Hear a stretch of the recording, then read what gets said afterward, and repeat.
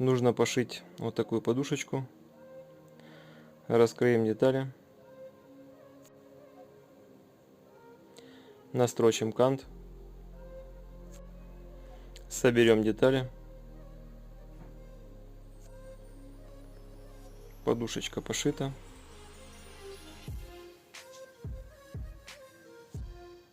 Вывернули подушечку. Все получилось.